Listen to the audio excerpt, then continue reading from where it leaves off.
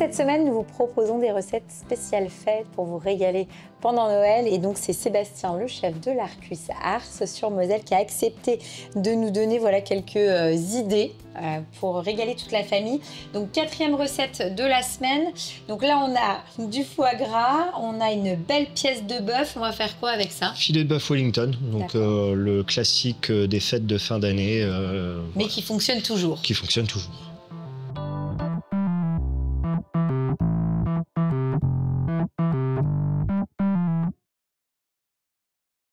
On va commencer avec le foie gras. Donc on va légèrement l'assaisonner. Donc là, c'est un foie gras cru. Ok, cru. Voilà, tout simplement des petites escalopes. Ouais. Donc foie gras poêlé, hein, l'idée c'est ça. Voilà, on va le faire poêler. Donc après, on va l'incorporer dans notre montage. Hop. Donc dès que tu as une belle coloration, tu retournes. Voilà. Donc sans matière grasse, hein, bien évidemment, le foie gras. Donc là, on a mis la hotte, hein, forcément, avec un foie gras. Ça a tendance à fumer un petit peu. C'est ça. Donc on va pas trop les pousser en cuisson. Hein. D'accord. Oui, oui, de toute façon, après, on a le bœuf qui va être cuit. C'est ça. Là, très important, on va bien garder le gras du foie gras de canard. Pour pouvoir cuire ton bœuf, c'est ça? Enfin, exactement. Saisir ton bœuf. Exactement. Donc là, on assaisonne bien, hein, pareil. D'accord. Sel et poivre. C'est quelle pièce là de bœuf? Là, on est sur du filet. D'accord, le filet de bœuf. Et donc un bœuf Wellington, on fait toujours avec du filet. C'est ça. Que tu as filmé volontairement pour avoir quelque chose de très esthétique et très une belle taille bien ronde. Donc après, on va le remonter dans un emporte-pièce pour vraiment bien garder cette forme-là. Et là, au niveau de la cuisson, le plastique ne gêne pas Non, parce que là, on est sur un film qui est prévu hein, quand même pour ça. Donc après, le but, c'est pas d'aller non plus trop fort en cuisson pour pas le faire cramer. Mais si la cuisson est bien gérée, il y a pas de souci. Non, voilà, faut pas monter trop sur la cuisson, c'est tout. Donc là, on est bien au niveau du marquage. D'accord. On va simplement le débarrasser. Oui. Donc tout de suite, et on là, va prendre précaution d'enlever notre morceau de film. D'accord. Donc qui n'a pas bougé. Hein. Oui. Et ensuite, on va faire notre montage. On va juste préparer la farce juste avant ça. Donc pour la farce, là, j'ai préparé déjà une farce mousseline de volaille. D'accord. Donc là, c'est très simple. On est sur 200 g de volaille. On a un œuf et 100 g de crème. D'accord. On va mixer tout ça assez finement.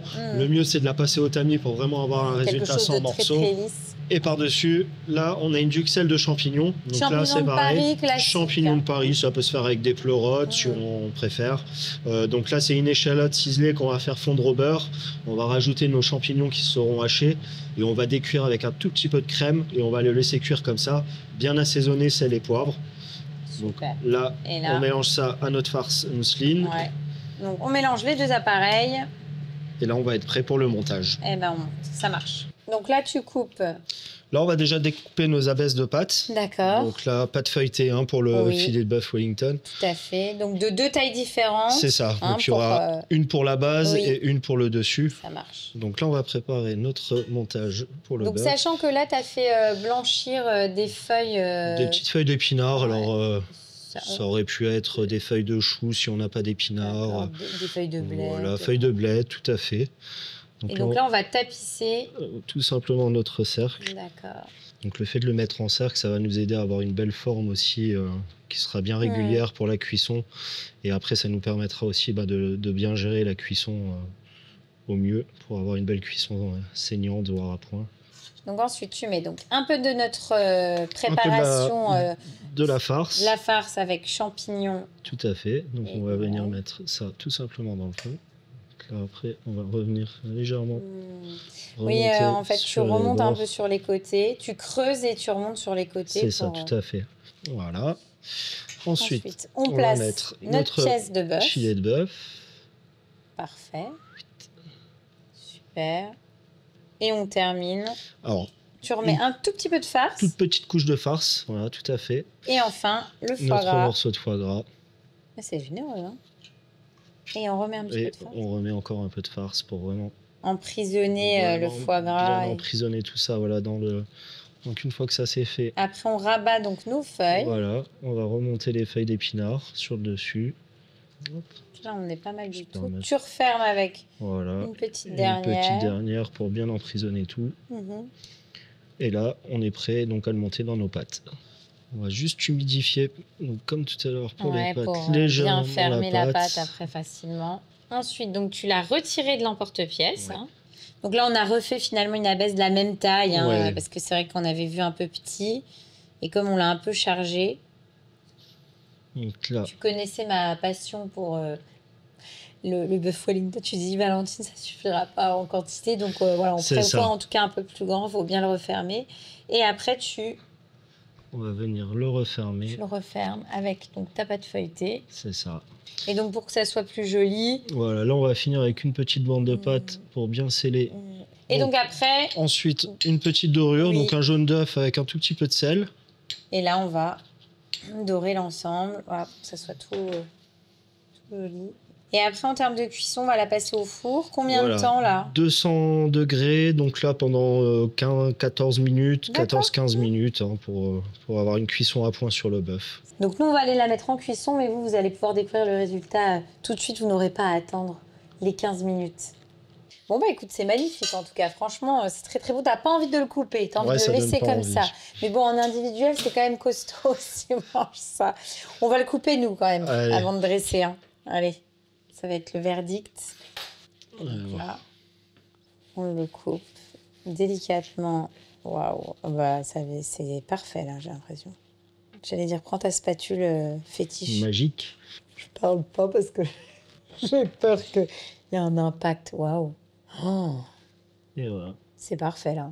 Alors, sachant que là, c'est pareil, hein, y a pas de... T'as pas prévu d'accompagnement parce que c'est vrai que mine de rien, avec la pâte feuilletée... Bah, finalement, à lui seul, c'est un repas qui est complet, une recette complète. Ça, parce que tu as quand même un peu de légumes avec ta petite tombée d'épinards, tu as ta viande, ta pâte qui est là aussi. Donc, c'est trop beau.